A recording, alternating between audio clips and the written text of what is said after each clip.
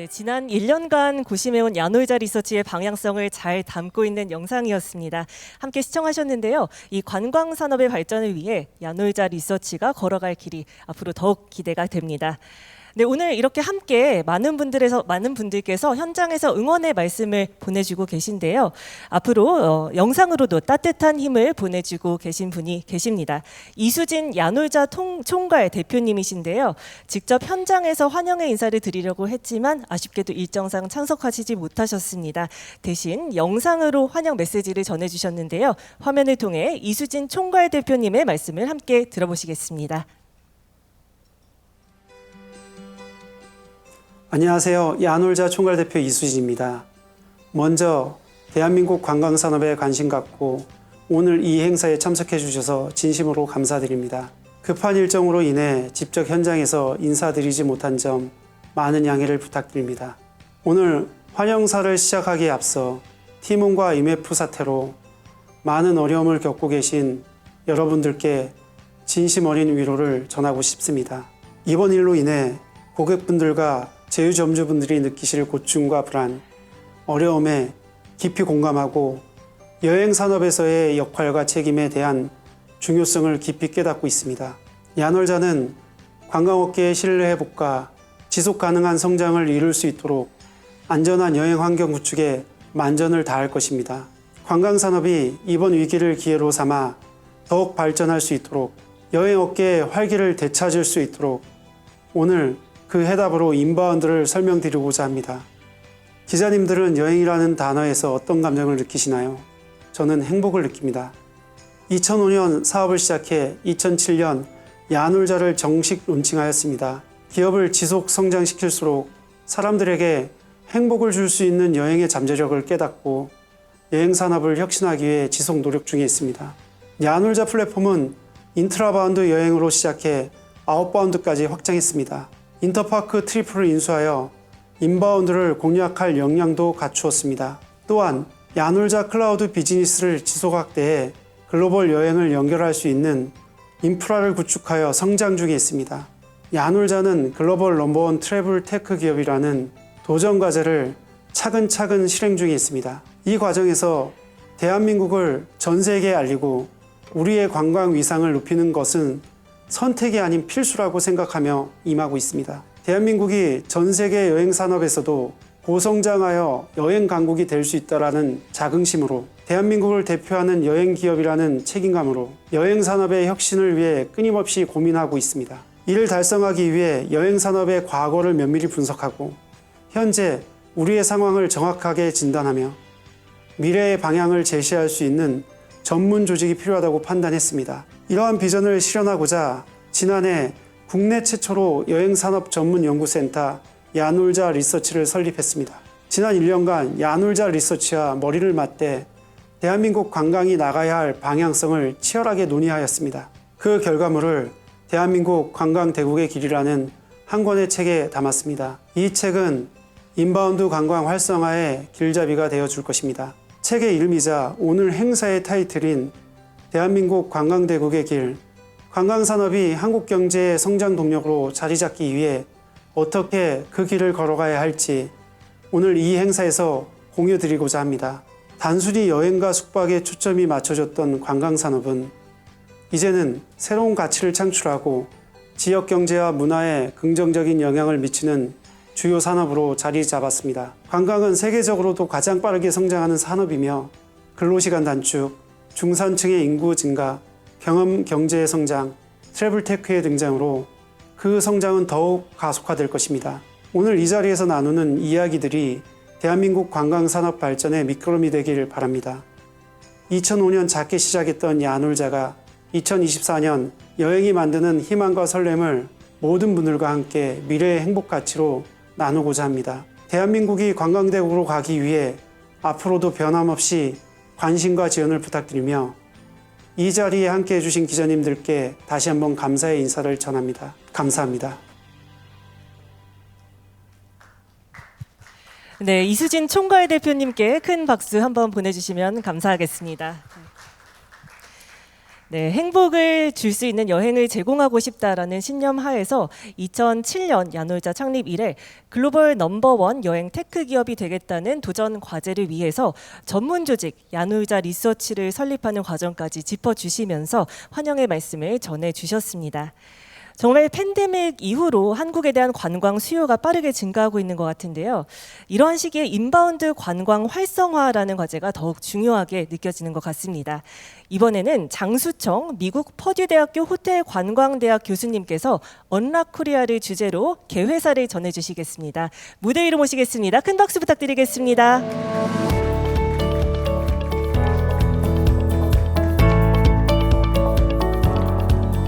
안녕하십니까. 조금 전에 소개받은 장수청입니다. 반갑습니다. 오늘 바쁘신 와중에 그 대한민국 관광대국의 길 출간 기념 기자회견에 와주셔서 감사드립니다. 오늘 이 자리에 참석하신 기자분뿐만 아니고 저희 관광 산업에 종사하는 모든 분들에게 오늘의 이 시간이 의미 있는 시간이 되기를 기원하겠습니다. 저는 이 자리에서 오늘 대한민국이 왜 관광 대국으로 나가야 하는지, 그리고 어떤 방법으로 나가야 되는지 그것을 제안드리면서 오늘 저의 개회사를 대신하려고 합니다. 여러 가지 어젠다가 있겠지만 저는 오늘 정말 중요한 어젠다라고 생각해서 이것부터 시작해 보겠습니다. 우리나라 인구입니다. 신생아의 출생 숫자입니다. 이것은 과거에 있는 그래프가 아니라서 저희가 통계청에 들어가서 숫자를 갖고 일부러 바그래프로 만들었습니다. 눈에 띄는 게 두 가지가 있는데요. 1960년대 저 산이죠. 1년 평균 103만 명의 신생아가 탄생했습니다. 베이비 부모 세대입니다. 그러다가 점차 감소해 왔습니다. 지난해 우리나라의 신생아 출생은 22만 9천 명입니다. 60년대에 비교해서 4분의 1이 안 되는 숫자입니다. 더더욱 깜짝 놀랄 숫자는 맨 왼쪽에 있습니다. 통계청의 제일 첫 번째 해 기록이 1950년부터 신생아 수가 있습니다. 1950년이 바로 6.25 사변이 터진 전쟁통입니다. 그 전쟁통에 우리나라 출산이 63만 명 이루어졌습니다. 다시 얘기해서 전쟁통의 3분의 1밖에 안 되는 숫자의 신생아가 지난해 태어났다는 것입니다. 이 정도의 신생아 급락은 세계에서 1등을 한 것이죠. 네, 결국 인구가 줄어들고 있습니다. 2021년부터 인구는 이미 줄어들고 있습니다. 그러나 지금 맨 위에 보라색 그래프인 총인구 수의 그래프는 완만하게 줄어드는 걸로 되어 있습니다. 왜 그렇죠? 네, 저희가 더 오래 살기 때문입니다. 그래서 전체 인구는 완만하게 줄어들어서 2045년도에 4천만 명에 접어들게 됩니다. 4천만 명대에. 이거보다 중요한 것은 그 밑에 주홍색 그래프입니다. 생산 가능 인구입니다. 생산 가능 인구는 저희 출산율 줄어드는 것을 그대로 반영하게 됩니다. 그래서 지금 이 그래프에 떨어지는 것은 급격하게 줄어들고 있지요. 네. 지금 많은 소상공인들이 젊은 직원을 구하기가 대단히 어렵다는 얘기를 하지 않습니까? 그게 지금 이것을 반영하는 것입니다. 지금 현재 생산 가능 인구는 2018년부터 시작해서 급격하게 감소를 하고 있는 중입니다. 이것은 무엇을 의미하냐면 우리 국내의 소비가 급격히 줄어들고 있는 것을 얘기합니다. 우리가 지금 경험하고 있는 경제 침체, 이것이 단순히 외국의 경기 침체가 그대로 전이된 그 현상 때문만은 아닐 것입니다. 상당 부분은 인구 구조적인 문제가 그 뒤에 존재하고 있는 겁니다. 더 심각한 그림을 볼까요? 제가 이 그림은 한국고용정보원에서 좀 빌려왔습니다. 2017년 기준으로 보면 그래도 한 20-30%를 제외하고 소멸 고위험군이 아니었습니다. 그런데 오늘 현재 우리나라 지역의 절반이 소멸 고위험군으로 분류되어 있습니다. 더 심각한 것은 20여 년이 지나서 2047년이 되게 되면 우리나라의 대부분 지역이 소멸 고위험군으로 분류될 것입니다. 특단의 조치가 없는 한. 이것은 무엇을 의미하냐면 모든 사람들이 점점 더 대도시로 집결된다는 것을 의미합니다. 혼자서 조그마한 도시, 시골에 살더라도 기초적인 인프라를 사용할 수 없기 때문에 어쩔 수 없이 대도시로 옮겨갈 수밖에 없는 상황에 처해 있는 것입니다. 이것이 좀 더 가속화될 가능성이 높습니다.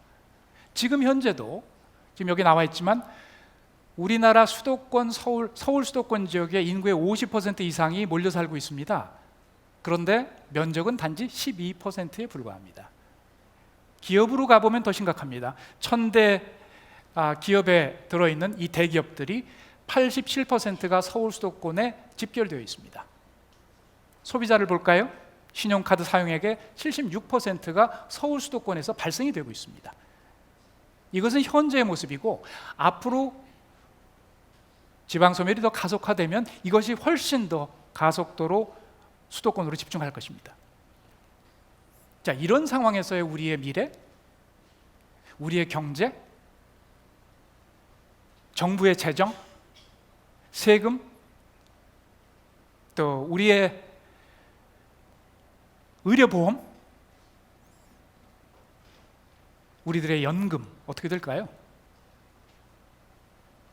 생각하기도 암울한 세상입니다. 그러나 저는 항상 어두운 곳에서 희망을 봅니다. 왜냐하면 우리 민족이 그동안 많은 어려움을 항상 잘 극복해왔다는 데서 희망을 갖습니다. 그래서 우리가 찾아야 되는 것은 현재 우리가 안고 있는 제조업이 어느 정도 한계에 부딪혀 있기 때문에 여기서 다른 산업을 또 일구어야 된다. 그 중에서도 우리가 그동안 신경을 많이 쓰지 않았던, 또 그동안에 우리의 역량을 집중하지 않았던 서비스의 고도와 서비스 산업을 많이 일으켜내야 된다. 그 핵심 산업이 바로 관광산업입니다. 즉 관광산업이 우리 대한민국을 다시 일으켜 세울 성장 동력이 될 수 있다라고 봅니다. 그 중에서도 오늘은 저희가 인바운드 관광을 집중적으로 말씀드리고자 합니다. 왜냐하면 인바운드 관광이라는 것은 외국인이 국내에 들어오는 것이고 소비가 늘어나는 것이고 그만큼 실질적으로 소출이 늘어나는 것과 같은 효과일 것이다 라는 겁니다. 그래서 저는 오늘 인바운드 관광 활성화를 통해서 대한민국 관광 대국의 첫 번째 길을 걸어가자라고 제안을 합니다.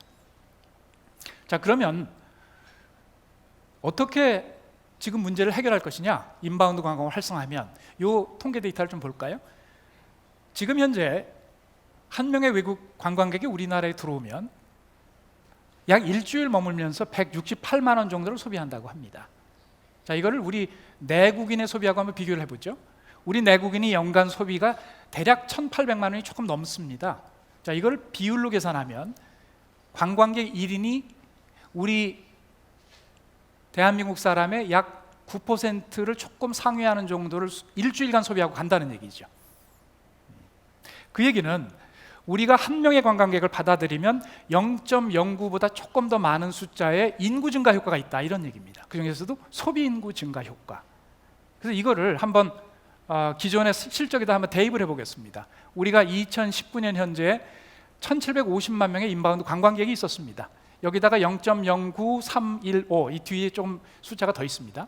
곱하면 163만 명이 됩니다. 즉 163만 명의 인구 증가 효과, 소비 인구 증가 효과가 있었다라는 얘기죠. 우리는 인구가 줄어드는 나라죠. 네, 직접적인 특효약이 될 수 있죠. 우리가 2027년도에 3천만 명의 인바운드를 목표로 하고 있습니다. 우리 정부에서 달성이 되면 대략 279만 명 정도의 소비 인구 증가 효과가 있을 것이다. 우리가 더 목표를 높게 잡고 5천만 1억, 그러면 5천만 명만 하면 465만 명입니다. 우리 인구 5,100만 명인데 비교해 보십시오. 대단한 인구 증가 효과가 있을 것이다라는 거죠. 이게 인바운드 관광으로 가능하다라는 얘기죠. 자, 그래서 우리가 관광 선진국이 되면 어떻게 될까요? 그건 선진국을 한번 들여다보면 되겠죠. 선진국 대표적인 데가 이태리, 스페인 이런 나라들이죠. 이태리하고 스페인은 소비 인구 증가 효과가 약 13% 또는 20%에 이릅니다. 저희가 2019년 기준으로서 163만 명 늘어난 효과가 있다고 했는데 이걸 우리 인구에 대비해서 맞춰보면 대략 인구 대비 3% 늘어난 효과거든요. 그런데 스페인과 이탈리아는 인구 대비 12.9%, 인구 대비 19.9%입니다. 생각해 보십시오. 이런 산업이 존재할까요? 우리가 그동안 많은 출산율 장려를 위해서 돈을 대단히 많이 써왔습니다. 그런데 이거는 줄어드는 인구 또 줄어드는 소비에 바로 직접적인 효과를 갖고 있는 게 바로 인바운드 관광 산업이라는 겁니다. 여기서 그치지 않습니다. 해외 관광객들은 와서 호텔에만 머물다 가는 게 아닙니다. 여기저기를 돌아다니면서 관광을 하게 되죠.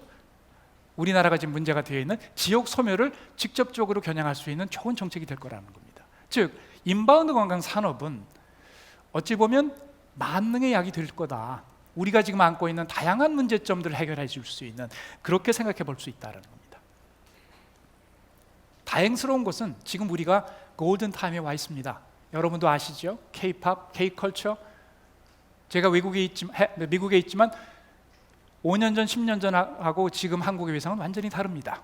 한국 문화에 관심을 갖는 외국인이 대단히 많이 늘어나고 있고 실제로 우리나라에 오고 싶어 합니다. 4분의 1 정도의 글로벌 투어리스트들이 아시아 퍼시픽에 모여들고 있습니다. 우리 K-팝, K-컬처가 이들을 충분히 한국으로 더 모실 수 있다라는 얘기고요. 다행스러운 것은 저희가 또 ICT 강국이기도 합니다. 인바운드 관광을 활성화시키기 위해서는 이 기술이 대단히 중요합니다. 디지털이 중요합니다. 그런데 우리는 그 디지털 기술을 갖고 있는, 즉 관광 대국으로 가기 위한 기초가 어느 정도 되어 있다, 이렇게 보시면 될 것 같습니다. 자, 이제 그럼 현실로 한번 들어가 볼까요? 제가 외국인 관광객이라고 보고요. 우리나라에 오면 큰 불편 없이 잘 여행할 수 있을까? 한번 묻게 되지요. 근데 외국인 관광객들이 우리나라에 와서 여러 가지를 즐겁게 생활을 하면서도 불편해한 점들이 많이 있습니다. 첫 번째가 길 찾기입니다. 네, 우리 구글 맵 잘 안 되는 거 다 아시죠? 예. 또 언어가 좀 다르기 때문에 우리는 한국어 위주잖아요. 대부분 다 한국어로 돼 있고 밑에 아주 작은 글씨로 영어로 돼 있는데 그 영어의 표기도 다 좀 달라요. 자기가 가지고 있는 자기네 나라 스펠링하고 이 스펠링이 또 다릅니다. 그러니까 실제 여기가 거긴지 알 수가 없습니다. 본인 인증, 우리나라에서 제일 어려운 게 은행 개설할 때 본인 인증하는 거더라고요. 제가 와서 해보니까 인증이라는 것은, 제가 미국에 살지만 미국은 특별한 인증 제도가 없습니다. 그냥 자기 아이디 갖고 가서 은행에서 계좌 열어주십시오 하면 열어주고요. 또 신용카드 거기서 발급해주면 그냥 쓸 수 있습니다. 근데 우리나라는 이렇게 보면 온라인상에서 제가 와서 거래를 해보려니까 우리나라 신용카드는 외국 신용카드는 아예 받질 않습니다. 아예 그 옵션에 없어요. 그 얘기는 뭐냐면 외국인들이 와서 여기서 상거래를 하기가 너무 어렵다. 티켓 예매를 국내에서 하기도 어렵다. 이런 대단한 불편한 점이 있는 것이죠. 오긴 왔는데 불편함이 너무 많았다 하는 겁니다. 그래서 저희가 관광 대국으로 가기 위해서는 단순히 이런 불편한 점만 해결하는 것이 아니고 정말 국가적으로 전략산업을 육성하겠다는 커다란 관점을 가지고 또 글로벌 관광객의 관점에서 다시 한번 다 돌아보고 우리가 전략산업으로 육성하기 위한 6가지의 전략을 이 자리에서 간단하게 설명을 드리고자 합니다. 그 약자가 바로 Unlock Korea입니다. 그래서 저희가 번역을 했습니다. 우리 한국의 문을 활짝 열자 하는 겁니다. 어떻게 열을까 하는 것은 조금 이따가 저희 패널 세션을 통해서도 조금 더 말씀을 드릴 예정인데요. 우선 제 발표 시간 내에 아주 짤막하게 이 Unlock Korea가 무엇을 의미하는지 몇 가지 예를 들어서 설명을 올리고자 합니다. Unlock Korea는 저희가 얘기하고 있는 6가지 전략의 그 앞자를 땄습니다. 그래서 UNLOCK Korea입니다. 이거를 달성하면 우리가 끊이지 않고 성공할 수 있다라는 자신감에 이런 전략을 제안을 합니다. 첫 번째, U는 Unleash the Potential of Inbound Tourism입니다. 번역을 하면 우리 인바운드 관광의 잠재력의 고삐를 좀 풀자 하는 겁니다. 두 번째, 한국 상품과 서비스의 아주 독특한 점을 잘 담아내자 하는 겁니다. 세 번째는 우리의 인프라스트럭처를 조금 더 업그레이드 시켜서 인바운드 관광 온 분들의 경험을 좀 더 개선시키자 하는 거고요. 네 번째, O는 인바운드 관광을 디지털 혁신을 통해서 조화롭게 이루어내자 하는 겁니다. 다섯 번째, C는 관광 거버넌스죠. 중앙과 지방 정부 간에 잘 협업을 해서 우리의 미래를 개척해 나가자. 마지막 K는 우리 관광 산업에 대한 정의를 좀 새롭게 하고 범위를 새로 설정하고 또 우리의 KPI도 국가적인 KPI도 만들어 나가자. 이렇게 6가지로 크게 저희가 나눴습니다. 그래서 각각에 대해서 아주 짧게 저희가 책에는 좀 자세하게 담겨 있습니다만은 그 몇 가지만을 예를 들어서 설명을 좀 드리도록 하겠습니다. 첫 번째가 어떻게 우리가 갖고 있는 잠재력의 고삐를 풀어낼 것이냐는 문제죠. 첫 번째는 우리나라는 가장 큰 문제가 인바운드 관광객의 대부분이 80% 이상이 서울 수도권으로 왔다가 거기 머물고 바로 돌아가는 겁니다. 그러다 보니까 어떤 문제가 있냐면요, 재방문율이 많이 떨어집니다. 일본에 비해서도 한 20% 이상 낮습니다. 자, 그럼 그걸 어떻게 할 것이냐? 우리나라가 정부도 그렇고 지방자치단체에서 그동안 관광 사업을 대단히 많이 했습니다. 그래서 지역적으로도 많은 관광 자원을 갖고 있습니다. 이거를 활용을 잘 못하고 있는 것이죠. 그래서 저희가 제안하는 것은 국제공항, 우리나라도 여러 개의 국제공항이 있습니다. 물론 직항편이 좀 부족한 편입니다만은 여기에 직항편을 좀 많이 늘려서 전략적으로 그 권역을 중심으로 해서 개발을 하자. 그리고 그 권역 내에 있는 관광 자원들을 잘 연결하는 프로그램을 만들자 하는 겁니다. 그렇게 하려면 결국 교통의 편의성이 증진이 돼야 되겠죠. 그렇게 하려면 그 권역 자체가 세계적인 관광지로서의 인지도를 쌓아야 되겠죠. 그래서 이걸 브랜딩화 시켜야 된다는 겁니다. 그래서 이 권역별로 잘 개발해서 이 지역에서 5일, 6일 머물다가 하면 단지 서울에 뿐만 아니라 새로운 경험을 하고 떠나게 되고, 그렇게 함으로 해서 재방문율을 높일 수 있다는 것이 우리의 첫 번째 전략입니다. 두 번째는 우리나라가 관광 상품을 만들더라도 약간 이렇게 카피하는 습성이 좀 있습니다. 물론 이제 지역별 특성을 잘 살리고 스토리텔링을 하게 되면 거기서 좀 벗어날 수 있겠죠. 그래서 지금 지역의 특성을 좀 잘 살려서 그런 상품과 서비스를 개발하고 그거를 외국인들한테 잘 경험하게 해주자. 예를 들면 이런 겁니다. 경상권이라고 제가 여기다 표기를 했는데요, 직항으로 부산에 도착을 했다. 그럼 부산은 해안 관광이 있지 않습니까? 해안 관광에서 머물지 말고, 이러면 이게 하루 이틀 3일 맥스입니다. 자, 로컬 그 트래블 에이전트들이 할 일들이 이런 트랜스포테이션에 대한 편의성을 높여주는 겁니다. 그 전문 지역 트래블 에이전트들이 울산으로 모시고 갑니다. 울산의 12경, 또 울산의 자동차 공장, 또 중공업, 이런 산업 관광도 동시에 가능하겠죠. 또 조금 이동해서 경주로 오게 되면 역사 관광도 가능합니다. 이런 다면적인 관광을 외국인 관광객들에게 선사시켜서 이 지역에서 5일에서 일주일 정도 머물 수 있는 프로그램을 만들어 가자. 충청권도 항공우주, 백제문화 여러 가지 탐험할 것이 있습니다. 강원권도 우리 산과 자연 어우러져 있습니다. 양양부터 속초, 설악산, 또 강릉에 이르기까지 아름다운 곳을 컨비네이션에서 보여줄 수 있는 그런 프로그램을 만들 수 있습니다. 그렇게 할 때 우리가 재방문율을 높일 수 있다라고 보는 겁니다. 우리나라는 선진국입니다. 인프라스트럭처가 사실 잘 갖춰져 있죠. 외국인 관광객이 우리나라에 와서 좋아하는 것들은 치안, 음식, 관광지 매력도 뭐 이런 것들입니다. 그런데 좀 어려워하는 것들이 길찾기, 관광 안내 서비스 이런 거거든요. 그래서 저희는 조금 쉽게 얘기하면 그분들이 와서 이렇게 통합적으로 쓸 수 있는 어떤 통합 앱 같은 걸 좀 만들면 우리나라의 불편한 점을 이 안에서 다 해결할 수 있지 않을까 하는 생각을 하게 됩니다. 이거 말고도 다양한 전략이 있는데요, 오늘은 제가 환영사를 가름해서 하는 거기 때문에 아주 간략한 몇 가지만 소개해 드리겠습니다. 5입니다. 실제 우리가 관광 산업을 효과적으로 하기 위해서는 그 안에 정보와 지식을 잘 나눠줘야 됩니다. 우리 국가에서 그 외국인 관광객 입출에 대한 기초적인 통계는 아주 잘 되어 있습니다. 근데 제일 안 되어 있는 것이 뭐냐면 실질적으로 민간에서 우리 관광자들이 무엇을 하는지, 또 그것이 기업 단위로는 어떻게 이루어지는지에 대한 통계 체계는 전혀 갖춰져 있지 않습니다. 그렇기 때문에 외국인 관광객들이 무엇을 좋아하는지, 어디서 무엇을 쓰는지에 대한 기본적인 정보가 없습니다. 우리가 실질적으로 관광산업을 활성화시키기 위해서는 이런 정보와 데이터가 산업에서 쓰일 수 있어야만 합니다.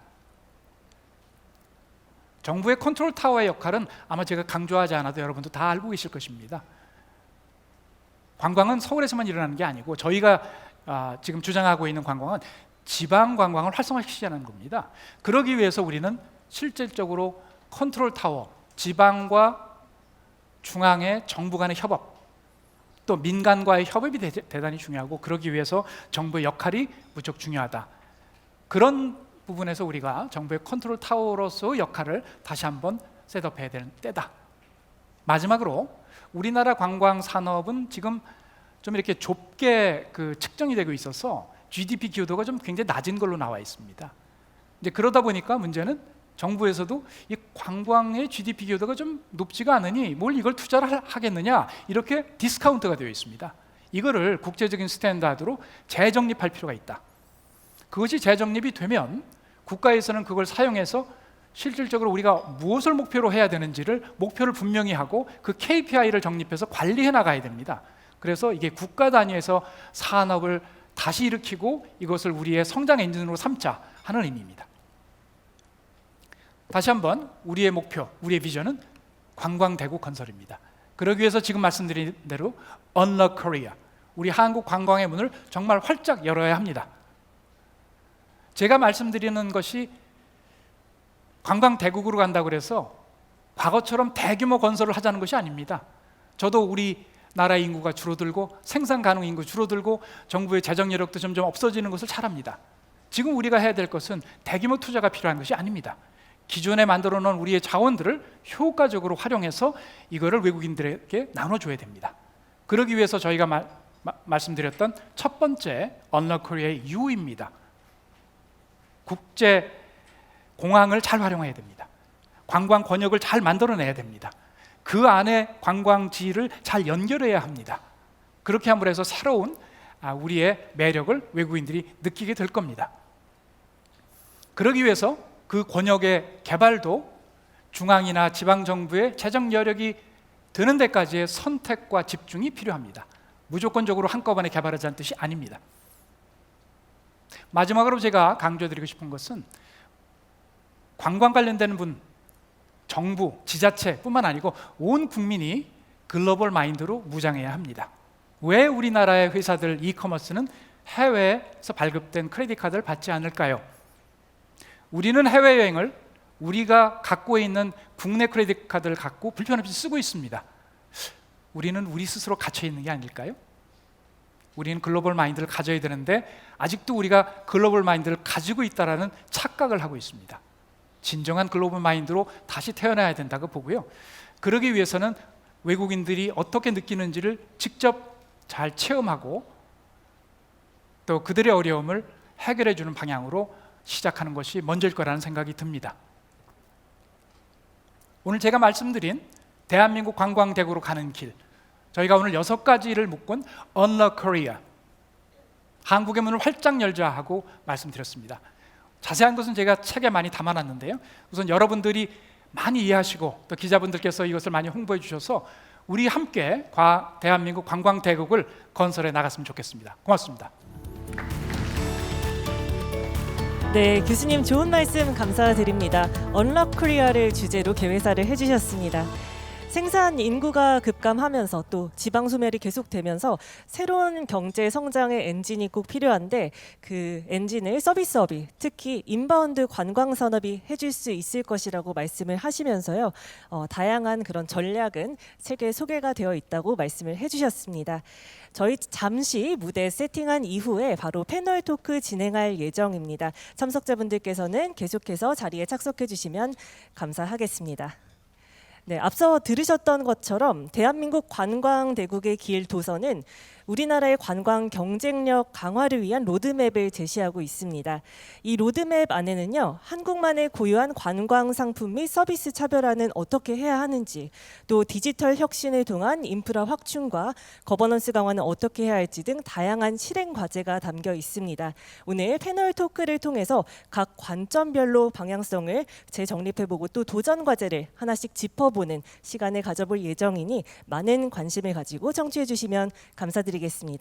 그럼 저희 본격적으로 패널 토크 시작하겠습니다. 첫 번째로 이야기 나눠볼 주제는 상품 및 서비스로 대한민국 관광의 문을 열다입니다.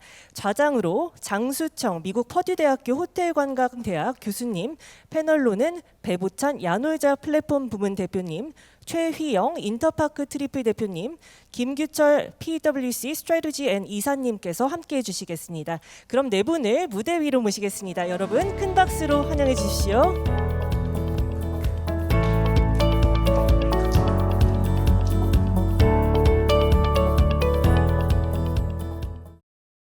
네, 조금 전에 발표 마치고 다시 이제 모더레이터 역할을 맡은 장수청입니다. 반갑습니다.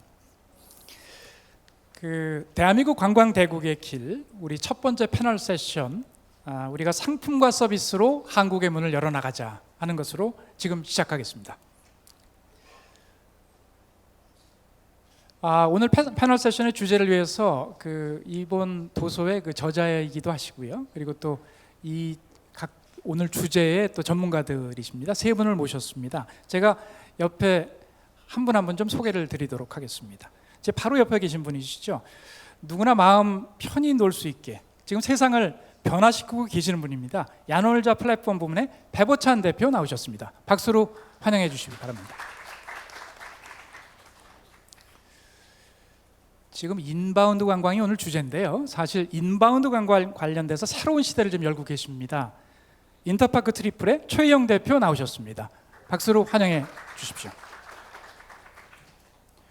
자, 저 마지막으로 관광을 발전시키기 위해서는 이제 전략과 정책이 대단히 중요한데요. 이 전략가로서 PwC 스트래티지 N에서 이 부분을 연구하고 계시죠. 김규철 이사 나오셨습니다.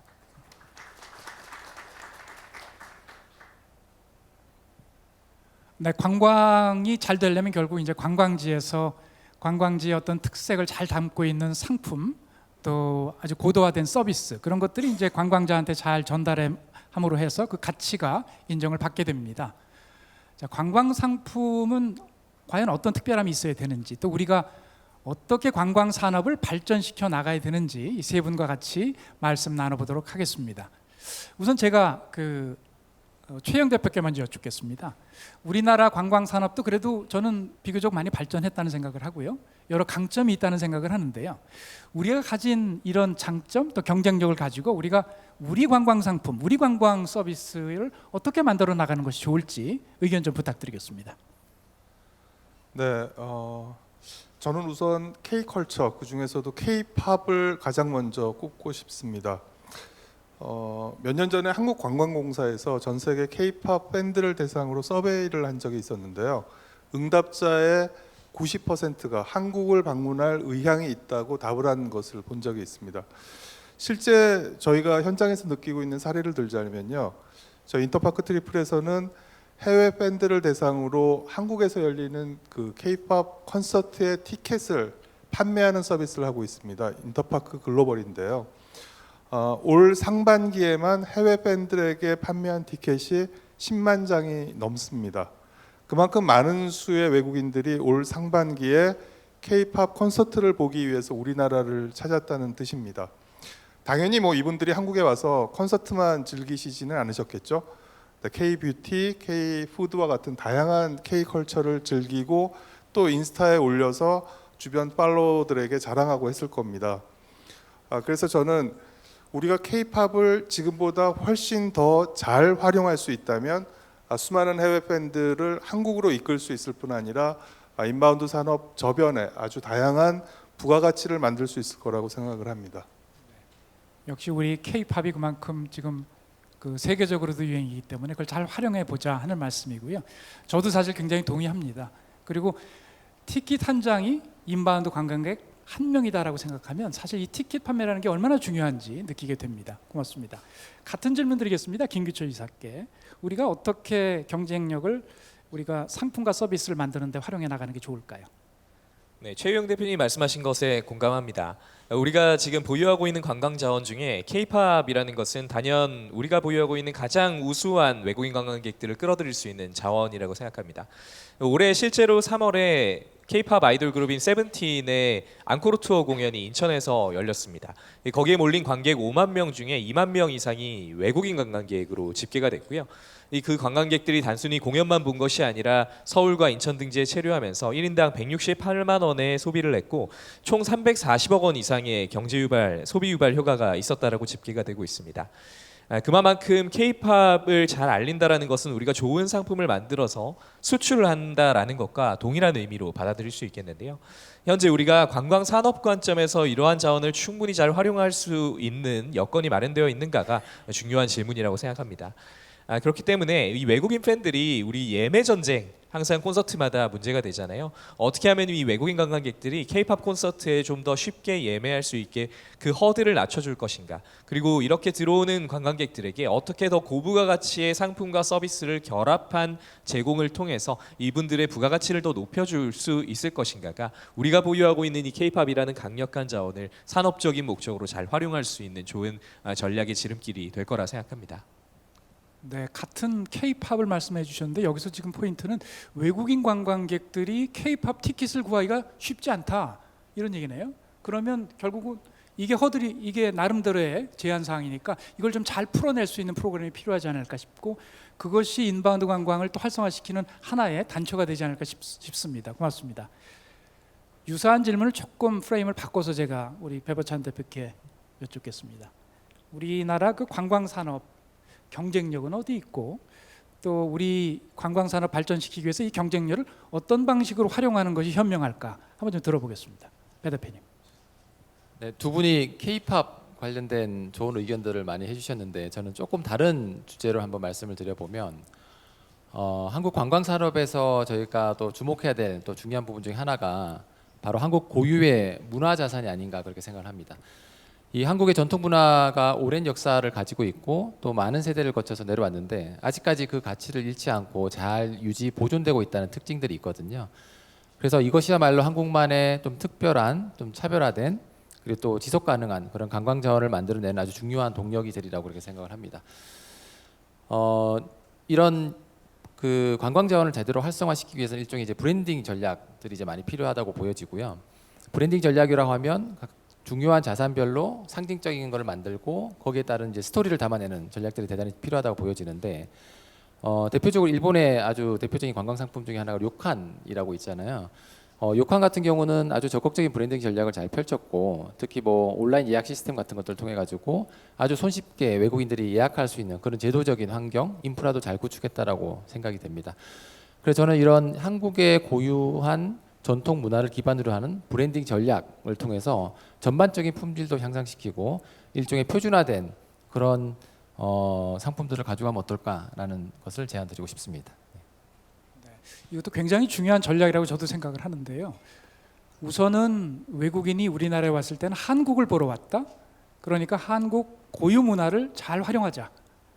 그리고 거기서 중요한 전략은 브랜드화 시키자라는 거고요. 이 브랜드화를 시킴으로 해서 분명하게 실체가 드러나고 외국인이 직접 다가갈 수 있게 만들어 놓자 하는 겁니다. 전략적으로 굉장히 중요한 제안을 해주셨습니다. 사실 지금 우리가 갖고 있는 그 상품과 서비스 관련해서는 개발이 많이 곳곳에서 이루어지고 있지만 이것이 좀 조화롭게 되지 않는 부분도 있기 때문에 그것을 좀 신경 써서 앞으로도 개발해야 되지 않을까 하는 생각이 들고요. 한 가지 그 요즘에 지금 우리나라 상반기에도 관광객이 이제 조금 늘어나는 걸로 좀 나와 있습니다. 1월에서 6월을 보니까 이제 770만 명의 인바운드 관광객이 들어왔다 이렇게 되어 있습니다.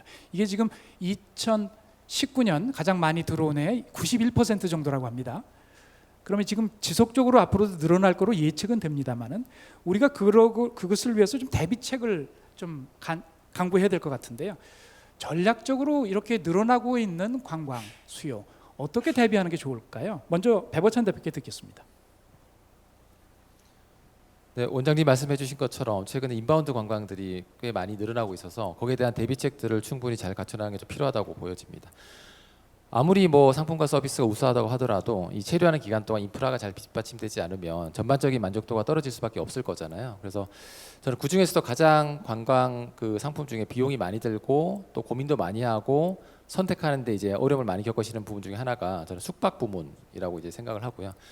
아무래도 숙박이 편리하고 편안하면 전반적인 관광에 대한 만족도가 대단히 높아진다라고 이제 알려져 있거든요.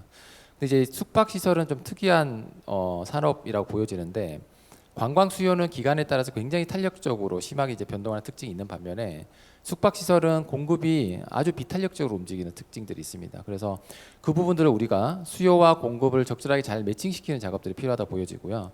저희가 아무리 인바운드 관광객들을 많이 유치를 하더라도 제대로 된 숙박 시설을 제공하지 못한다라고 하면 거의 의미 없는 상황이 될 것이고 만족도가 대단히 떨어질 거거든요. 그래서 이 부분들을 해소하기 위해서 우리가 좀 전략적으로 숙박 시설에 대한 확충도 필요하겠지만 숙박 시설을 좀 더 다양화해 나가는 작업들이 결국 이제 수요와 공급을 맞춰 나가는, 유연하게 맞춰 나가는 그런 방안들이 되지 않을까 싶습니다. 숙박 수요를 유연하게 건설 자체는 시간이 걸리지 않습니까? 그러니까 기존에 있는 다양한 방식으로 숙박 수요를 대처할 수 있게끔 전략을 세워야 될 것 같다 이렇게 말씀해 주셨습니다. 같은 질문을 지금 김기초 이사께도 드리겠습니다. 우리가 어떤 전략적인 대비책이 필요할까요? 네, 숙박 시설의 다양화라는 이야기를 하셨는데 이 다양화에 있어서 중요한 부분은 우리가 지금 영위하고 있는 전통적인 숙박 산업을 해치지 않으면서 어떻게 새로운 숙박의 형태를 외국인 관광객들에게 소개할 것이냐라는 데 있다라고 생각합니다. 지난 2023년 10월 기준으로 관광 숙박업 중에 정상 영업 중인 업체들이 보유한 객실 수가 약 15만 개 정도로 추산이 됩니다. 이 수치는 일견 많아 보이기도 하지만 우리가 목표하고 있는 외국인 관광객, 인바운드 관광객들을 다 수용하기에는 턱없이 부족한 상황이 현실입니다. 그렇기 때문에 우리가 이 외국인 관광객들이 우리나라에 와서 더 편리하게, 편안하게 지내게 하기 위해서 우리가 기존에 존재하는 관광 숙박업소뿐만 아니라 어떻게 중소형 호텔 그리고 우리가 잘 갖추고 있는 펜션 이런 다양한 숙박의 형태로 외국인 분들을 좀 분산시킬 수 있을 것인지가 관건이 될 것 같습니다. 특히 최근 열리고 있는 올림픽처럼 우리나라에도 평창 올림픽이 열렸던 때에도 굉장히 단기간 내에 많은 외국인들이 유입될 수 있다라는 것이 또 관광 산업의 특징이기도 합니다. 이런 어떤 시즈널한 이벤트에도 대응하기 위해서는 우리가 기존에 논의되고 있는 공유 숙박업의 형태를 또 어떻게 기존 제도 안으로 끌어안고 활용할 것인지 또한 중요한 숙제로 떠오를 것 같습니다. 지금 말씀해 주신 것 중에서 키워드가 저는 중소형 호텔, 공유 숙박 이 두 가지인 것 같아요. 즉 탄력적으로 어떻게 대응할 것이냐는 아주 구체적인 방안을 말씀해 주셨는데 중소형 호텔이라는 것이 그동안 우리가 소위 말하는 모텔 이런 거지 않습니까? 국내인을 대상으로 했었는데 이것도 잘 업그레이드 시키고 시설을 개소하면 해외 관광객을 위한 숙박업소가 될 수 있지 않겠느냐 하는 거고요. 또 공유 숙박은 좀 더 제도화시키자 이런 말씀이었습니다. 고맙습니다. 또 같은 질문을 또 이번에는 최영 대표께 드리겠습니다. 어떤 전략적인 대비책이 우리나라는 필요할까요? 네, 저는 좀 각도를 달리해서 우리나라 공연장 환경을 좀 말씀드리고 싶습니다. 앞서 말씀드렸듯이 K-팝은 인바운드 관광객을 유치하기 위한 핵심 경쟁력 중 하나이거든요. 그런 면에서는 안타깝게도 우리나라에는 공연장 시설이 너무나 부족합니다. 가령 일본만 해도 10,000명 이상 수용이 가능한 콘서트장이 40개나 됩니다.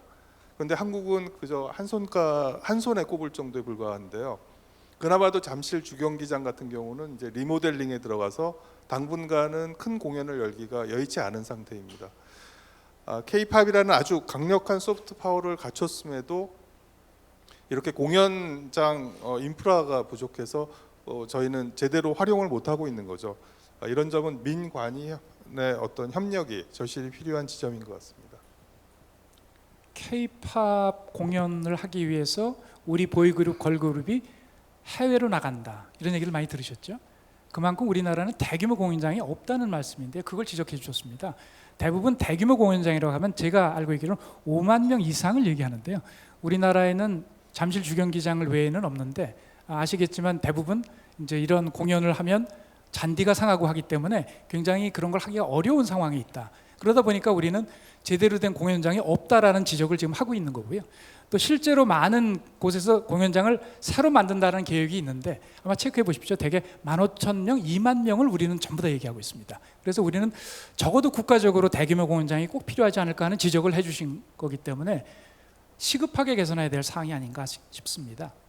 자, 지금까지는 우리가 그래도 빨리빨리 개선해야 될 것, 우리가 대비해야 될 것이 무엇인지를 한번 들여다봤는데요. 이번 질문은 좀 장기적인 거라고 좀 보시면 되겠습니다. 관광 대국의 길이라는 게 뭐 1, 2년 사이에 달성되는 게 아니니까요. 우리가 좀 장기적인 전략으로 우리가 이건 좀 해야 되겠다 생각하는 장기 전략 어떤 게 있을까요? 먼저 김규철 이사께 여쭙겠습니다. 실제로 관광 대국으로 빠르게 성장한 국가들이 가장 중요하게 꼽았던 성장 레버 중에 하나는 인접 국가로부터 오는 재방문 수요를 어떻게 더 많이 끌어안을 것인가에 있었습니다. 실제로 마케팅적으로도 우리가 신규 고객 한 명을 유치하는 것보다 한번 방문했었던 구매 고객을 재구매시키는 게 더 효과적인 마케팅이라고 많이 얘기하는 것과 같은 원리라고 생각합니다. 이렇게 재방문을 더 유도하려면 우리가 특정한 관광지를 잘 육성하는 것도 중요하지만 관광객분들께서 오셔서 즐길 수 있는 쇼핑 그리고 미식거리처럼 이런 굉장히 반복적이고 또 일상적인 소비 활동에 대한 만족도를 높이기 위한 전략 방안들이 지속적으로 추진되어야 한다고 생각합니다. 그리고 우리나라에는 또 디지털 이 혁신을 빼놓고 얘기할 수 없을 것 같은데요. 저는 대한민국만의 고도화된 디지털 CRM 체계를 한번 만들어보는 아이디어를 제시드리고 싶습니다. 우리가 단골 카페를 간다 하더라도 다시 오라는 의미로 쿠폰 도장을 찍어줍니다. 그 쿠폰 도장은 점점 더 디지털화되고 고도화되어서 지금은 여러 디지털화된 CRM 체계까지 이미 발달해 있습니다. 저는 이런 인바운드 관광객들이 한국에서 좋은 고객 여정들을 만들어가고 또 다음번에 다시 오도록 그들에게 인센티브를 부여하고 다시 올 때는 또 그들의 맞춤화된 니즈에 따라서 어떻게 초개인화된 서비스와 마케팅 활동을 제공할 수 있는지 이런 고민들이 집약된 혁신적인 CRM 체계를 통해서 우리의 전반적인 이 관광대국으로서의 길에 지름길을 만들 수 있을 거라 생각하고 있습니다. 지금 재방문율을 높이기 위해서 CRM을 활용하자는 거거든요. 그러니까 이것은 지금 장기적인 목표로 대한민국 관광 대국으로 가려면 우리나라에 자주 방문하는 외국인 단골 고객이 있어야 되고 그러기 위해서 우리가 지금 백화점에서 쓰고 있는 CRM도 활용할 수 있다. 우리가 생각해 보면 부산도 가고 제주도도 가는데 2, 3년에 한 번씩 1년에 여러 번 가는 분도 계시거든요. 우리 주변국에서는 그런 분들을 또 만들어낼 수 있지 않을까 생각이 드네요. 근데 상당히 좋은 아이디어인 것 같습니다. 고맙습니다. 또 요 같은 질문 또 드리겠습니다. 배버찬 대표님, 어떻게 장기적인 어떤 전략 세워나가야 될까요? 네, 저는 김규철 이사님 말씀해주신 외래 관광객을 위한 CRM 체계를 만들어 간다는 게 되게 좋은 아이디어라고 생각이 들고요. 조금 새로운 관점에서도 한번 말씀을 드리고 싶습니다. 저는 외래 관광객을 성공적으로 유치하고 발전시키려면 반대로 내국인들의 국내 여행 시장, 소위 말하는 우리 인트라바운드 시장이라고 얘기하는 그 인트라바운드 시장을 활성화하는 것도 결국은 이 외래 관광객을 활성화하는 측면에서 대단히 중요하다고 생각을 합니다. 여행산업 전문지인데요. 트래블 에이전트 발표에 따르면 외국인들이 해외 여행할 때 가장 가고 싶어하는 장소가 뭐냐라고 하면 로컬 핫플레이스라고 얘기들을 하거든요. 다시 말해서 해당 지역의 로컬인들에게 인기를 끄는 장소를 외국인들도 방문하고 싶어하고 그 장소가 외국인들도 매력적으로 느낀다는 겁니다. 그래서 로컬인들이 좋아하는 장소가 로컬인들만 좋아하는 건 아니다라는 거고요. 한국을 예를 들면 대표적으로 서울 성수동을 저는 대표적으로 꼽고 싶은데 내국인들 사이에서 굉장히 핫플레이스로 요새 인정을 많이 받고 있잖아요. 근데 많은 외국인들이 또 방문하는 장소가 서울 성수동이기도 합니다. 카드 결제액 조사를 한 걸 보니까 코로나 이전 대비 그 외국인들의 카드 결제액 그 금액이 현재 코로나 이전 대비 거의 10배 이상으로 성장을 했다라고 그렇게 들었습니다. 그래서 저는 앞으로 이런 플랫폼 기업들이나 이런 부분들이 민관 협력 방식을 통해서 인트라바운드 시장에서 적극적으로 이런 관광 상품들을 잘 발굴하고 개발해 나가고 가치 상권을 키워 나가는데 역점을 둬야지 인바운드 관광도 같이 활성화될 수 있다. 그렇게 생각이 됩니다. 외국인 관광객이 또 저희가 외국에 나가면 그 로컬 사람들이 어떻게 생활하는지 또 그 사람들의 핫플레이스는 어딘지에 관심을 갖고 많이 가게 되죠. 그 반대라고 생각합니다. 외국인들이 우리가 좋아하지 않는 곳을 가려고 하지는 않거든요. 그러니까 인트라바운드에서 인기가 있는 곳을 많이 키워내고 그 핫플레이스를 잘 활용하자 하는 그런 말씀입니다. 고맙습니다. 우리 최영 대표님께서는 지금 실제 인바운드 관광을 좀 하고 계시니까요. 또 장기적으로는 어떻게 나가는 게 좋겠다 좀 말씀을 주시죠. 네, 저 방금 배보찬 대표님 말씀하시는 것과 비슷한 맥락인데요. 저는 서울 한 곳에만 집중되고 있는 인바운드 관광 수요를 다른 지역으로 얼마나 잘 확장시킬 수 있는가에 우리가 관심을 가져야 된다고 생각합니다. 관광이 활성화된 나라들을 떠올려 보면요, 하나의 도시로만 몰리지는 않는 것 같습니다. 뭐 일본만 해도 도쿄뿐 아니라 오사카, 교토, 삿포로, 오키나와 등 여러 지역이 떠오르지 않습니까? 뭐 베트남이나 태국도 마찬가지고요. 우리나라는 서울에서 전국 어느 곳이든 아주 빠르고 쉽게 접근할 수 있는 매우 선진화된 교통망을 가지고 있습니다. 한국을 방문하는 관광객들이 전국 곳곳에서 우리나라의 매력을 느낄 수 있도록 좀 더 적극적으로 다양한 프로그램을 개발하고 지원책을 만들 필요가 있다고 생각합니다. 그 외국인 관광객 사실 저희가 활성화하자고 했는데 기본적으로는 다양한 접근 방식이 필요하고 이걸 위해서는 산업뿐만 아니고 우리 민관학이 다 협조해서 해야 될 것 같습니다. 그 시간이 제가 이제 마지막 질문을 해야 될 시간인데요. 먼저 그 전략가이신 우리 김기철 이사께 여쭙겠습니다. 오늘 주제가 관광대국입니다. 저희가 관광대국을 이룩하려면 어떤 제언을 해주실 수 있겠습니까?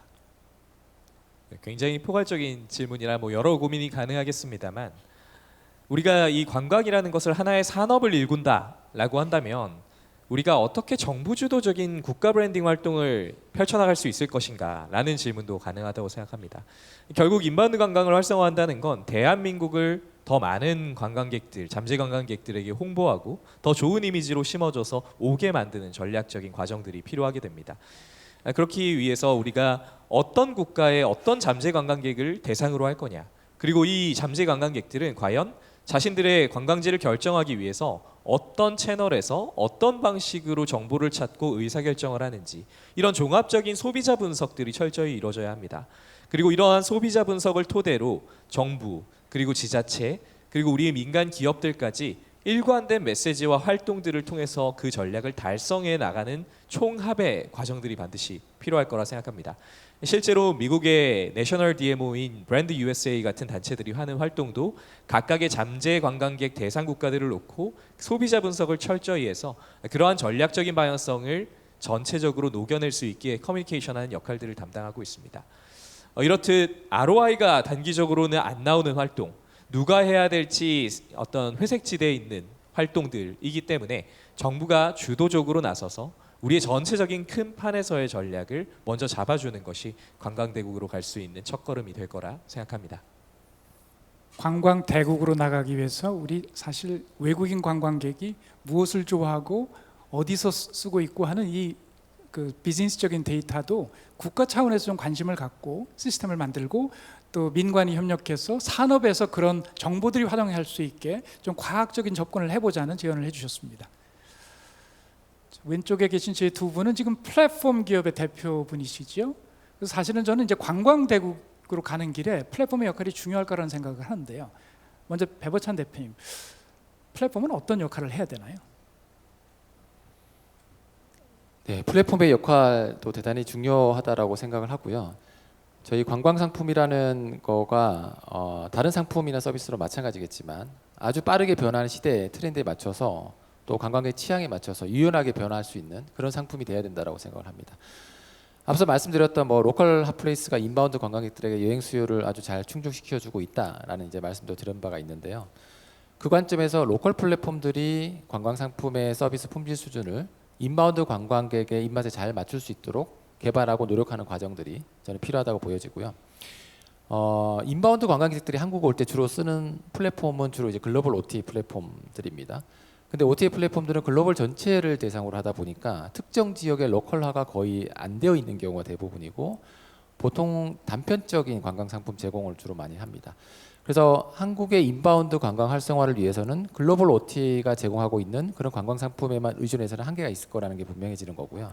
그래서 해당 지역에 적합한 인바운드 관광 상품 개발에 로컬 플랫폼이 같이 적극적으로 뛰어들어야 된다라고는 생각을 하고 있습니다. 그래서 로컬 플랫폼들이 보통은 자국민들의 인트라 바운드 여행 시장에 주로 이제 노력들을 많이 하고 있는데 반대로 인바운드 관광 상품 개발에 적극적으로 뛰어들어야 또 전체 한국의 인바운드 관광 시장 활성화에 기여할 수 있다라고 생각이 됩니다. 지금 로컬 플랫폼이라는 게 지금 말하자면 이제 인터파크 트리플이나 야놀자를 말씀하시는 것 같은데요. 글로벌 플랫폼은 예를 들어 익스피디아 이런 데죠.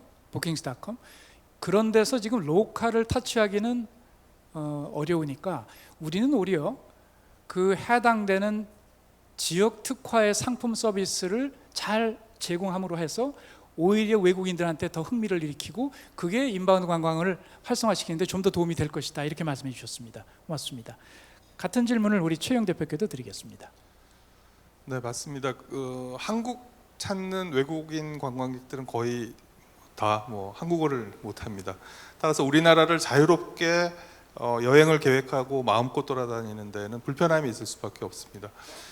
이런 부분들을 상당히 보완해주는 역할을 저는 모바일 플랫폼이 해줘야 된다고 생각합니다. 하지만 아직까지는 그렇게 퀄리티가 있는 인바운드 전용 여행 앱이 있는 것 같지는 않습니다.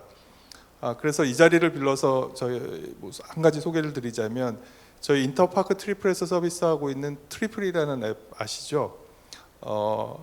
한국인들이 해외로 갈 때 꼭 필요한 정보와 기능들을 담은 초개인화 여행 앱인데요.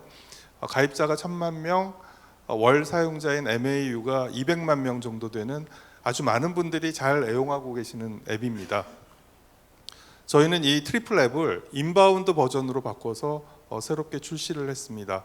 이름은 트리플 코리아입니다. 외국인이 우리나라를 여행하는데 필요로 하는 수많은 정보에서부터 아직 구글 앱이 잘 안 돼서 불편한 그런 도보 길 안내를 비롯해서 다양한 도우미 서비스들을 제공해 드리는 그런 앱입니다. 올 상반기에 일본어 버전이 나왔고요. 지난주에 영어 버전이 나왔습니다. 올 가을에는 중국어 버전이 준비되고 있습니다. 많은 관심 가지고 지켜봐 주시고요. 저희도 인바운드 관광객들이 우리나라를 마음 편히 여행하는데 아무런 불편함이 없도록 최선을 다해서 서비스를 고도화시켜 나가도록 하겠습니다.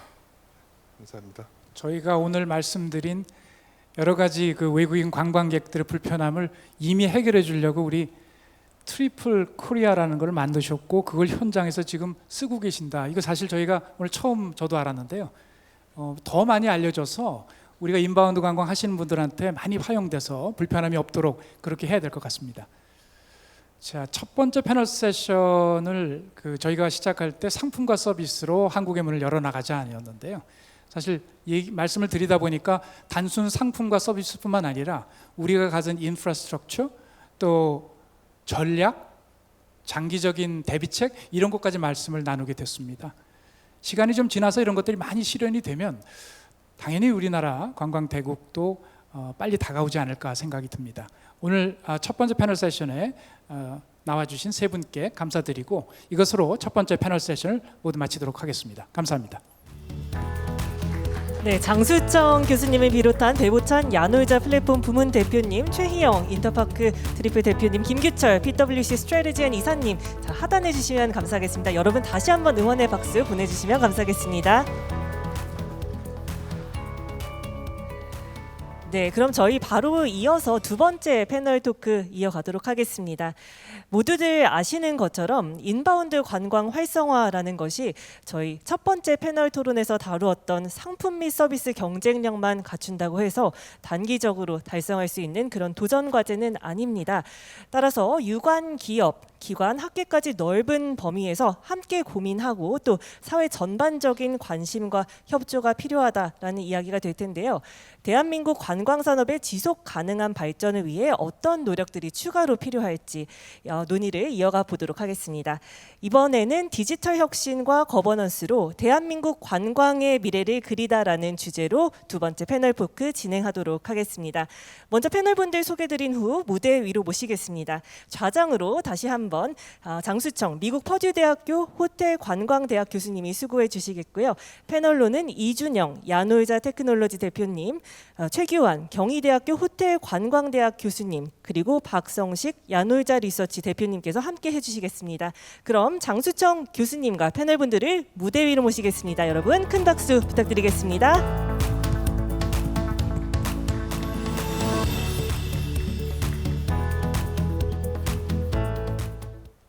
자, 제가 다시 나왔습니다. 그 첫 번째 패널 세션은 상품과 서비스였죠. 저희가 두 번째 세션은 디지털 혁신과 관광 거버넌스입니다. 이 주제를 위해서 또 이제 공동 저자들이시죠. 그리고 각 분야의 전문가십니다. 세 분 모셨습니다. 왼쪽부터 제가 소개를 시켜드리겠습니다. 우리 트래블테크의 새로운 패러다임을 불러일으키고 계십니다. 야놀자 테크놀로지의 이준용 대표 나오셨습니다. 박수로 맞아주시기 바랍니다.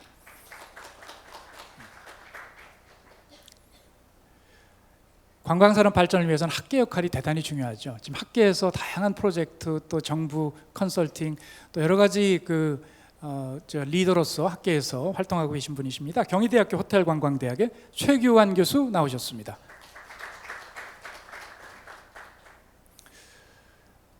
관광산업에서 그동안 없었던 역할을 많이 하는 곳입니다.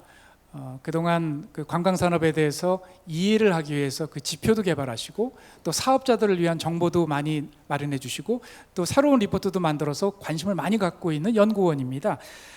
야놀자 리서치의 박성식 대표 나오셨습니다. 자, 첫 번째 주제가 디지털 전환 또 디지털 혁신이기 때문에 우리나라는 이제 디지털 관련해서는 자타가 공인하는 강국이고 또 저희도 여러 가지 소프트웨어를 편리하게 쓰고 있지 않습니까? 그럼 저는 이제 외국인 관광객 입장에서는 어떨까 하는 좀 궁금증이 생겼어요. 그래서 첫 번째 질문을 제가 최규환 교수께 드리겠습니다. 그럼 외국인 관광객은 우리의 그 디지털 환경에서 편리한 활용을 하고 있는지 좀 궁금합니다. 예, 저희 나라는 이제 자타가 공인하는 IT 강국입니다. 근데 실제로 이제 여러분은 외국인이 아니시지만 외국인이 한국을 방문했을 때 많은 그 불편함을 가지면서 여행하는 경우가 많습니다.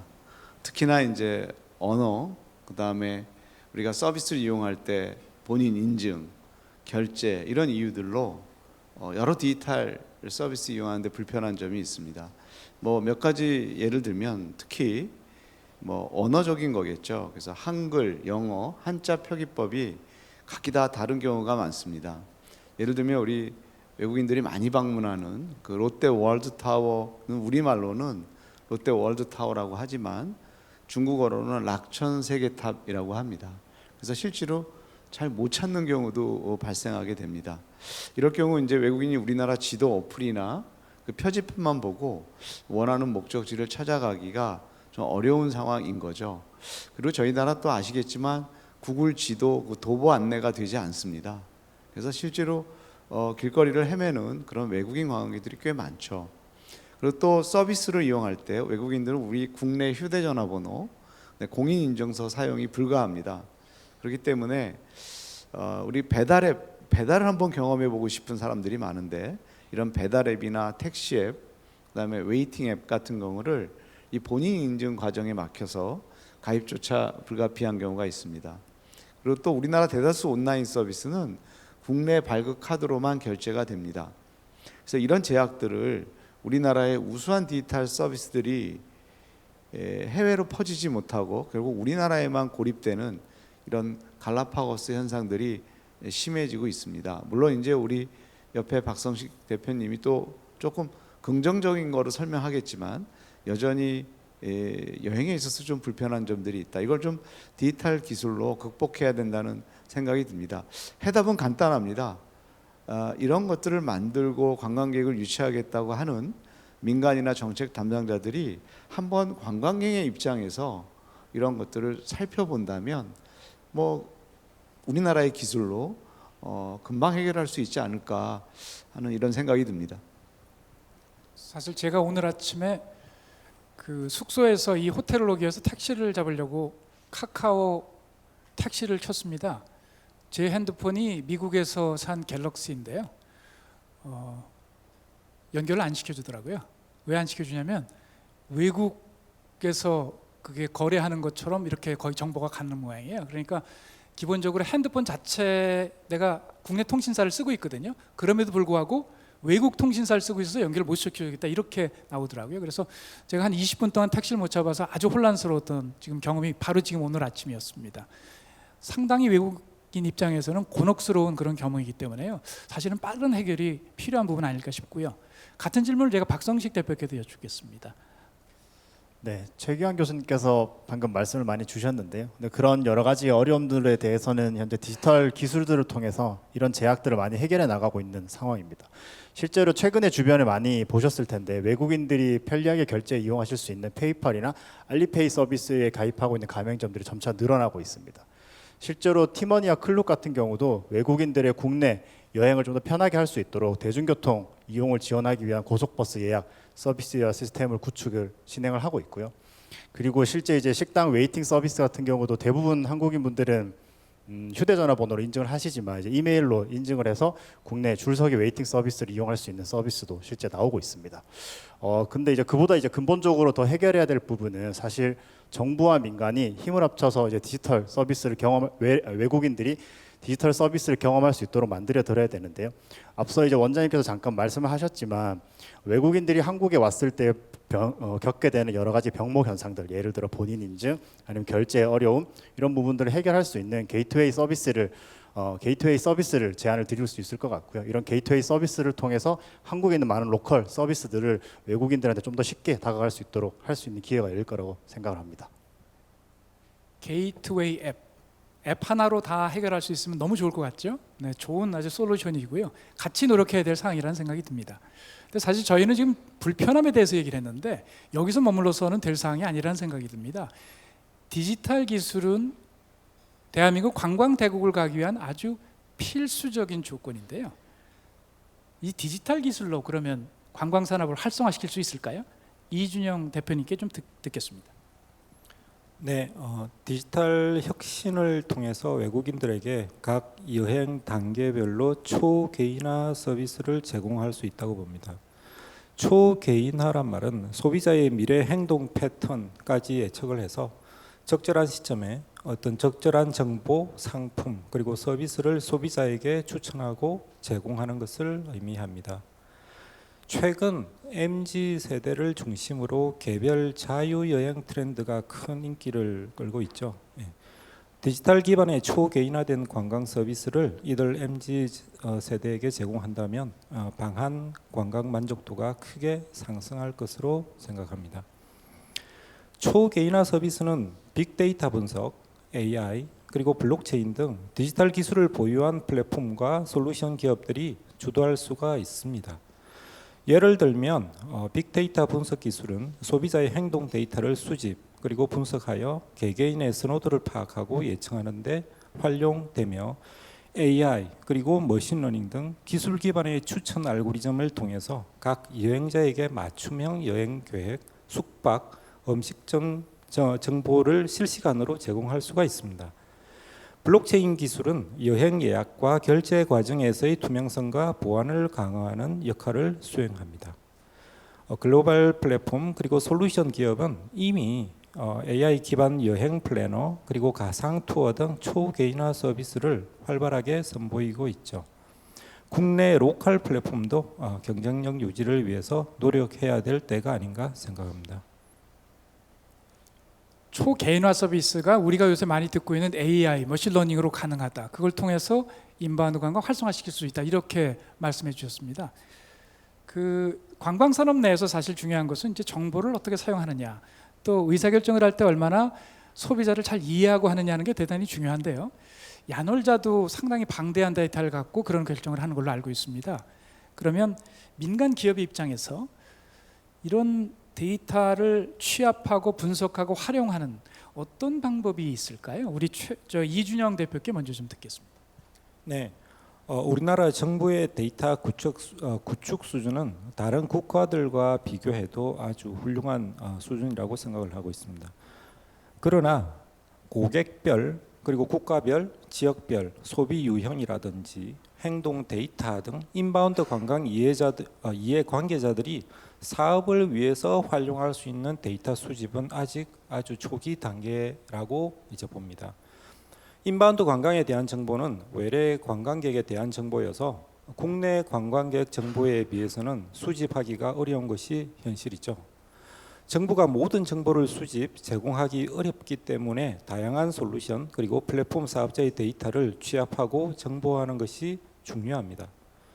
왜 굳이 민간 기업에서 공공을 위해서 정보를 제공해야 하냐는 의문이 있을 수도 있는데요.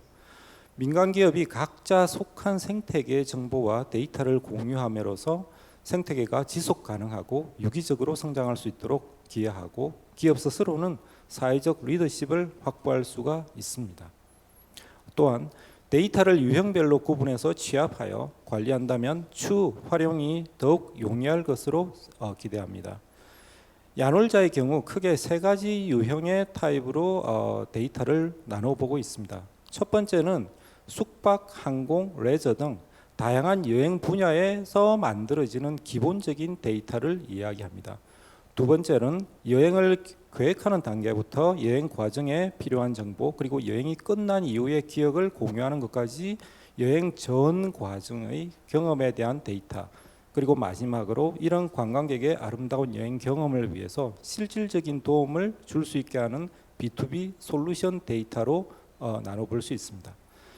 야놀자는 여행 산업의 기업과 그리고 관광객의 양쪽 관점에서 이런 유형의 데이터를 모두 풍부하게 갖춘 기업이라고 생각합니다. 각 기업들 간의 협업을 통해서 이런 세 가지 형태의 데이터를 잘 융합하고 활용하는 것이 플랫폼 기업들의 과제라고 생각합니다. 데이터를 잘 수집하고 활용하기 위해서도 일단은 잘 구분하는 게 중요하겠네요. 그리고 구분하는 것을 잘 융합하는 것도 중요한데 좀 더 크게 보면 민간 차원뿐만 아니라 이 정부 차원하고의 잘 협업을 통해서 이거를 전체 큰 그림을 엮어내는 것, 이게 굉장히 중요한 사항이라고 서두에 말씀을 해주셨습니다. 같은 질문을 우리 박성식 대표께도 여쭙겠습니다. 어떤 방식이 있을까요? 네, 데이터의 중요성에 대해서는 다들 공감하시고 이해하고 계실 거라고 생각을 합니다. 네, 실제로 이제 데이터 확보에 앞서서 먼저 고민해야 되는 부분이 초기부터 어떻게 데이터를 활용하고 운영할지, 그리고 더 확장해 나갈지에 대한 청사진을 잘 그리는 것입니다. 실제로 여러 서비스들을 보시면 이미 각 서비스들은 굉장히 일반화되어 가고 있거나 아니면 특수한 분야에서 더욱더 특장점을 강조하는 서비스로 계속 고도화되고 진화하고 있습니다. 실제로 뭐 결제, 뭐 지도, 단순 중개 서비스는 이미 대중화가 되었고요. 뭐 숙박과 같은 특정 카테고리에 있는 버티컬 서비스들은 더 세분화되고 고도화되어 가고 있습니다. 그러나 이제 어떤 서비스든 이런 한국에서 개인정보 데이터 규제 환경을 벗어나서 논할 수는 없는데요. 그래서 그 환경 속에서 우리가 데이터를 잘 활용하고 서비스를 고도해 나가려면 서비스의 지향점을 처음부터 매우 구체적으로, 그리고 이용자에게 데이터를 수집하고 확보하고 어떻게 활용해 나갈 것인지, 그리고 앞으로 확장 가능성까지 고려해서 소비자와 그리고 이제 사회에 계속 소통해 나가는 것이 매우 중요하다고 볼 수 있습니다. 뭐 정리하면 초기에 데이터를 어떻게 확보할 것인가에 대한 로드맵을 잘 그리는 것이 매우 중요하다고 생각됩니다. 데이터 자체는 구해진 걸 분석하는 것이 아니고 우리가 어떻게 쓸지를 미리 기획하고 청사진을 가지고 해야 된다, 이런 말씀이죠. 정말 큰 그림을 갖고 시작해야 될 것 같습니다. 고맙습니다. 오늘 이 데이터 관련 또 이제 디지털 관련해서는 이 정도 말씀드리고요. 저희가 오늘 사실 뭐 관광 관련된 거버넌스를 좀 말씀드리고 했거든요. 그래서 그 부분을 좀 말씀드리겠습니다. 관광 산업 발전을 위해서는 뭐 정부 역할이 중요하다는 말씀을 제 발표에도 했는데요. 그러면 과연 합리적인 또 가장 이상적인 관광의 거버넌스는 도대체 어떤 형태가 될까요? 먼저 박성식 대표께 의견 여쭙겠습니다. 네, 저희 관광 산업의 목표는 결국엔 사회 후생의 제고도 있는 만큼 아마 관광 산업에 대한 거버넌스는 공공성에 기반을 두고 판단을 해야 될 것 같습니다. 그리고 이제 관광 산업은 다들 아시는 것처럼 다양한 산업에 복합적으로 연결되어 있고 정부 차원에서도 다양한 부처가 유기적으로 협력을 해서 그 결과물을 만들어낼 수 있을 거라고 생각을 합니다. 그만큼 중앙정부 차원의 컨트롤 타워 역할이 매우 중요하다고 생각을 합니다. 그 컨트롤 타워는 국가 차원의 관광 마케팅, 그리고 관광 데이터의 허브 구축, 그리고 관광 병목 해소 등을 지원해 줄 수 있을 거라고 생각을 하고요. 가까이서 찾아보면 일본의 예를 보면 일본의 컨트롤 타워 같은 경우는 공공유적지의 개방, 그리고 신용카드 사용처의 뭐 확대, 그리고 국가 차원의 조경 계획의 수립, 이런 다양한 활동들을 해 나가면서 국가의 관광 자원을 이제 컨트롤 타워로서 역할을 해 왔습니다. 또 영국 같은 경우도 관광 데이터 허브 증설을 좀 포커스를 하면서 B2B 솔루션 또는 시스템 확충에 많은 노력을 기울이고 있는 것으로 알고 있습니다. 우리가 역시 정부의 컨트롤 타워가 중요하다고 말씀하면서 지금 제일 비교를 해주신 국가가 일본입니다. 일본은 지금 관광 선진국까지 가 있다, 이렇게 저희가 평가를 하고 있는데요. 저희가 많은 스터디가 필요한 나라가 아닌가 싶습니다. 그러나 이제 우리 대한민국도 그동안 관광 관련된 프로젝트를 대단히 많이 했고 또 관광 자원도 대단히 많습니다. 그리고 이제 최근에 지금 우리 문체부에서 지난해 발표했죠. 제6차 관광진흥 기본계획. 그 목표에 따르면 2027년도에 저희가 인바운드 관광객을 3천만을 유치하겠다. 또 관광산업 일자리 100만 개, 그리고 관광산업 부가가치를 약 10조 원 정도 달성하겠다는 아주 공격적인 목표를 달성을 했습니다. 근데 이게 쉽지 않은 목표인 것 같습니다만은 이거를 달성하기 위해서 우리가 놓치지 말아야 될 과제 같은 게 있을까요? 이 질문은 제가 최기환 교수께 드리겠습니다. 네, 뭐 저희가 항상 목표는 저희가 달성하지 못할 만큼 크게 잡아왔죠. 근데 또 그렇다고 해서 목표를 달성하지 못했다고 말하기도 어렵습니다. 대한민국은 충분한 그 관광 역량과 정책 역량이 있다고 생각합니다. 그렇게 하기 위해서 딱 한마디로 얘기하면은 사실 지역 관광 활성화와 그 지역 관광 활성화의 주체가 되는 그 DMO의 역할입니다. 앞에 패널 분들도 지적을 해주셨지만 우리나라는 지금 관광객들이 너무 서울에 편중되는 현상을 보이고 있습니다. 약 76% 정도가 서울 수도권을 방문하는 거죠. 그래서 이를 해소하기 위해선 결국 지역으로 사람들을 보내야 되는데 이런 지역의 관광 자원을 어떻게 만들고 상품을 개발하고 그 지역을 활성화시키는 것만이 저는 정부가 말하는 2027년 3천만 인바운드 관광객 목표를 달성할 수 있다고 생각합니다. 그리고 이제 이런 지역 분산을 유도하기 위해서 지역에 분명한 관광의 공공의 주체가 있어야 되는데 그것이 DMO라고 생각합니다. 그래서 지역관광 부흥을 위해서 2020년 한국형 DMO, 즉 지역관광관리 조직이 출범하였습니다. 이 DMO가 어떻게 보면 지속 가능한 구조를 만들어서 이 DMO와 민간과 정부가 서로 협업의 관계를 만들어야 됩니다. 그러나 일본과는 조금 달리 저희 나라의 DMO가 해야 될 RNR이 조금 불명확하고 동시에 관광 인력 전문 인력을 확보하는데도 좀 한계가 있습니다. 그래서 추가적으로는 이런 DMO가 재정적 자리까지 갖추어서 중앙정부 차원의 장기적인 지원 아래 DMO를 활성화시키고 지역관광 자원을 개발하고 마케팅하는 그런 활동들이 일어나야 되지 않을까 하는 생각이 됩니다. 이런 지역 주도형 관광이라 하더라도 여전히 중앙정부의 역할은 중요합니다. 예를 들어서 그 중앙정부 자체가 이 DMO를 전체적으로 아울러서 그것을 목표를 주고 또 선택과 집중을 해주는 이런 정책들이 마련되지 않으면 그 DMO 자체만으로는 자생하기가 어렵지 않을까 이렇게 생각이 듭니다. DMO를 실질적인 조직으로 만들어서 지역 관광을 활성화시켜서 이제 우리 목표를 달성하는 게 꼭 필요하다 말씀을 해주셨습니다. 그 사실은 이제 우리 그 국가 단위에서 그동안 관광 산업이 GDP에 얼마나 기여를 했는지라는 통계 같은 걸 보면 우리가 한 2.8% 정도다 이렇게 나와 있습니다. 근데 이게 어떤 정도 숫자냐면 OECD 평균이 약 10% 정도거든요. 그러니까 OECD 평균에 가장 못 미치는 꼴찌의 나라가 되어 있습니다. OECD에서. 근데 이제 일부 학자들은 지적을 하는 것이 우리나라의 관광 산업을 측정하는 방법 자체가 너무 협소하게 되어 있어서 그렇다. 그렇다면 우리가 제대로 된 어떤 경제적 가치를 측정하려면 어떤 걸 고려해야 될지 먼저 이준영 대표께 듣겠습니다. 네, 관광 산업의 경제적 가치를 제대로 측정하기 위해서는 산업의 범위를 재정립할 필요가 있다고 봅니다.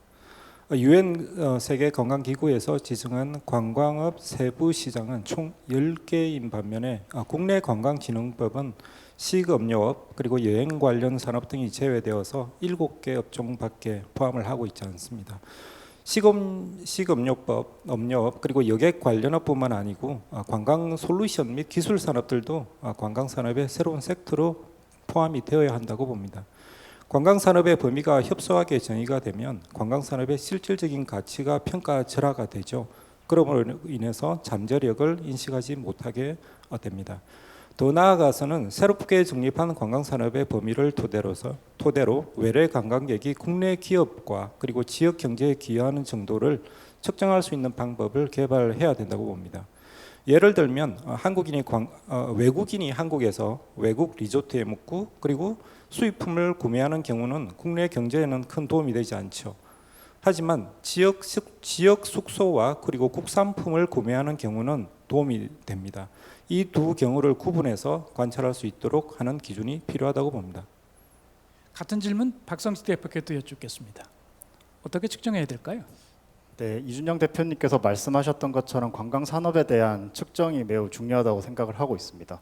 그래서 이제 관광 GDP 산정을 저희가 한번 보고 싶은데요. 이제 관광 GDP 산정을 하는 현황을 보면 해외에서 벌어들이는 수입이 현재는 빠져 있습니다. 뭐 일예로 이제 야노자 같은 경우는 B2B 관광 네트워크나 시스템 솔루션 사업을 하고 있고요. 글로벌로부터 벌어들이는 수입이 한국 GDP로 제대로 반영되지 못하고 있는 현상들이 실제로 발생을 하고 있습니다. 그래서 이제 국내 관광의 수입 또는 인바운드 관광 수입만 바라볼 것이 아니라 관광 관련 기술을 통한 서비스 사용료 역시 이제 관광 수출로 바라보고 저희가 GDP로서 산입할 수 있는 그런 이제 분석이 필요하다고 생각을 하고요. 이런 분석과 이제 접근이 이제 가능하다면 관광 산업에 대한 중요성도 재인식하고 그리고 국가 전략 산업으로 육성하는 데도 큰 도움이 될 것이라 생각합니다. 관광 수출도 GDP에 포함시키지 않은 포인트죠. 네. 그러면 이제 이런 걸 가지고 우리가 나름대로 측정을 했다고 하면 또 우리가 KPI 중요하지 않습니까? 이제 국가적으로 목표 관리를 해야 될 텐데요. 최기한 교수께 여쭙겠습니다. 어떤 게 우리한테는 필요한 KPI인가요?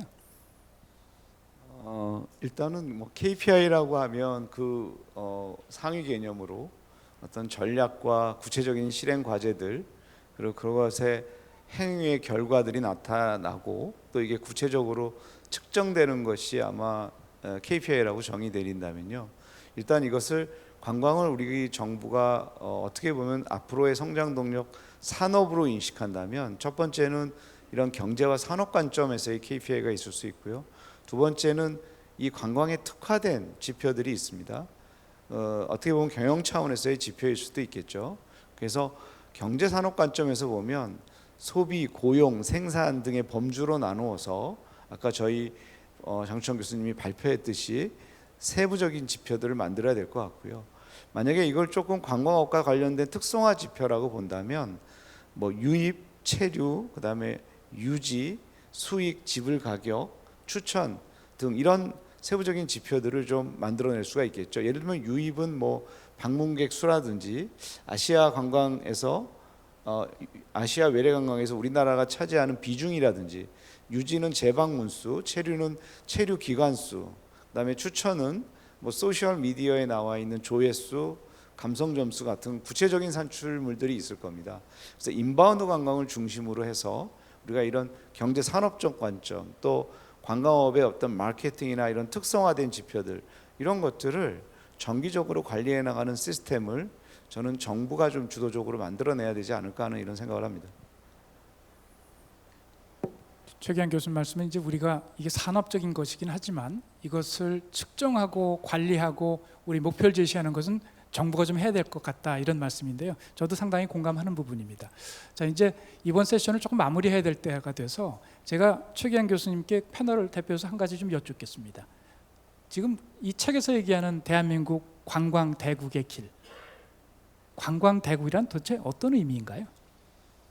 이제 저희 나라가 관광 대국이냐 하면 뭐 누구도 많이 동의하지는 않을 것 같습니다. 그렇지만 뭐 스페인, 이탈리아, 최근에 일본까지 저희가 관광 대국이라고 얘기하는데요.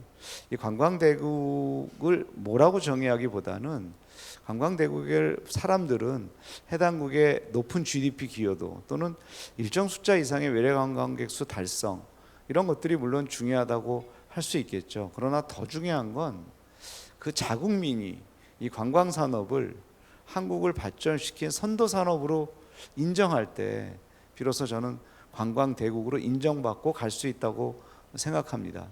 즉 우리나라에서 이 관광 산업이 경제적, 사회적 가치 측면에서 중요한 위치를 차지하고 국가 발전에 위한 서비스 산업의 주요 동력으로 작용할 때 저희가 관광 대국으로 도약할 수 있는 거죠.